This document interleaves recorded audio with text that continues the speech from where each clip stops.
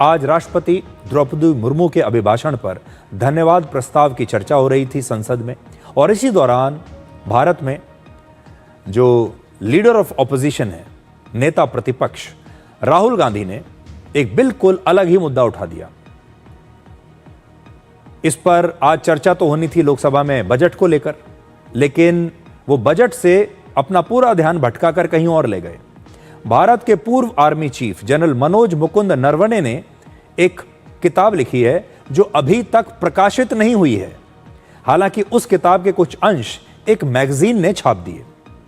लोकसभा में leader of opposition Rahul Gandhi ने उसी मैगजीन को आधार बनाकर आज लोकसभा में चीन की घुसपैठ पर भारतीय सेना की रणनीति पर सवाल उठाए।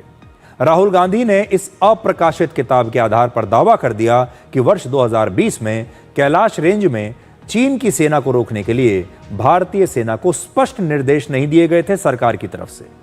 राहुल गांधी ने अगस्त 2020 की उस घटना का जिक्र किया जब गलवान संघर्ष के 2 महीने बाद LAC पर भारत और चीन की सेनाएं एक दूसरे के आमने सामने आ गई थी। तो राहुल गांधी ने एक बहुत बड़ा आरोप लगा दिया भारत के एक पूर्व सेना प्रमुख की उस किताब का हवाला दे दिया जो किताब अभी तक छपी ही नहीं है, और बहुत गंभीर आरोप लगा दिए, ऐसे आरोप जो चीन को मदद करते हैं। इस पर रक्षा मंत्री राजनाथ सिंह और गृह मंत्री अमित शाह दोनों ने हस्तक्षेप किया और उन्होंने कहा कि जब यह किताब अभी तक प्रकाशित ही नहीं हुई है तो उसके आधार पर यह दावा कैसे किया जा सकता है।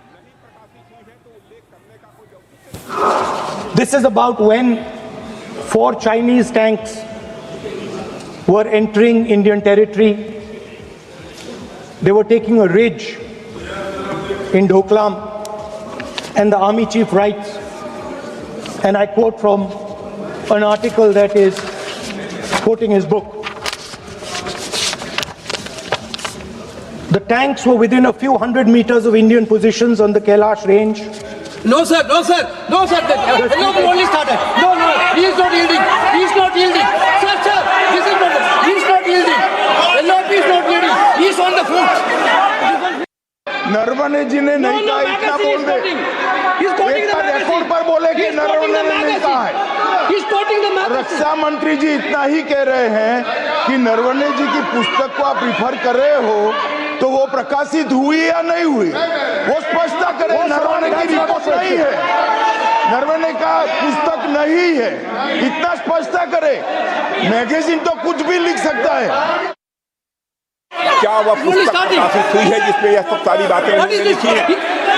यदि प्रकाशित हुई है तब तो आप उसका उल्लेख करिए, नहीं प्रकाशित हुई है तो उल्लेख करने का कोई औचित्य नहीं है। अध्यक्ष महोदय, यह लीडर अपोजिशन सदन को गुमराह करने की कोशिश कर रहे हैं। मैं आपसे अनुरोध करना चाहता हूं, इन्हें किसी भी सूरत में यह बात बोलने की यहाँ पर इजाजत नहीं दी जानी चाहिए। आज बड़ा सवाल यह है कि भारत के पूर्व आर्मी चीफ ने एक किताब लिखी, वो किताब अभी तक छपी नहीं है। उस किताब के कुछ अंश शायद लीक हो गए, वो अंश कितने सही हैं कितने गलत हैं कोई नहीं कह सकता। और उस अप्रकाशित किताब के कुछ अंशों पर एक मैगजीन अपना एक लेख छापती है और उस पर अपना एक विश्लेषण देती है। एक ऐसी मैगजीन जो सरकार विरोधी एजेंडे के लिए जानी जाती है, ऐसी मैगजीन जिसकी खुद की विश्वसनीयता भी सवालों के घेरे में रहती है, और उस मैगजीन को कोट करके भारत के नेता प्रतिपक्ष लोकसभा में आकर एक बहुत गंभीर आरोप लगा देते हैं। इस पर आप क्या कहेंगे? और देखिए, इस मुद्दे पर लोकसभा में करीब 46 मिनट तक हंगामा हुआ, कार्रवाई 3 बार स्थगित करनी पड़ी और राहुल गांधी ने नरवणे की किताब का जिक्र किया है। लेकिन नरवणे साहब क्या कहते हैं? जनरल नरवणे खुद कई बार अलग अलग इंटरव्यूज में ये कह चुके हैं कि चीन ने भारत की 1 इंच जमीन पर भी कब्जा नहीं किया और भारतीय सेना ने चीन को जबरदस्त जवाब दिया था। अब सोचिए, जनरल नरवणे अपने इंटरव्यू में कुछ और बात कह रहे हैं और राहुल गांधी उन्हीं की किताब का हवाला देते हुए उससे बिल्कुल उलट बात कह रहे हैं। आज हम आपको जनरल नरवणे का एक पुराना इंटरव्यू दिखा रहे हैं और देखिए वो क्या कहते हैं। I think not only of the PLA itself, but I feel it diminished the stature of China as a country in the global eyes. Because after this clash occurred and we showed that it is possible to stand up to China, who tries to bully its smallest neighbors. Once we did that, I think from Canada to Lithuania to Europe to Philippines, everyone actually, got that feeling that yes, if you're fighting for what is correct, if you have a principled stand, it is possible to take a stand even against China. तो general Naravane जो हैं वो तो इस interview में बिल्कुल अलग बात कह रहे हैं। वो तो कह रहे हैं कि भारतीय सेना बिल्कुल चीन को करारा जवाब दे रही थी। अब बड़ी बात यह है कि हर बार जब भी भारतीय सेना कभी चीन की सेना के सामने खड़ी होती है, कभी पाकिस्तान की सेना के सामने खड़ी होती है, एक नेता ऐसे हैं जो हमेशा भारत की सेना से सबूत मांगते हैं। एक नेता हमारे देश में ऐसे हैं जो हमेशा भारतीय सेना से ही सवाल पूछते हैं, और उस नेता का नाम है राहुल गांधी।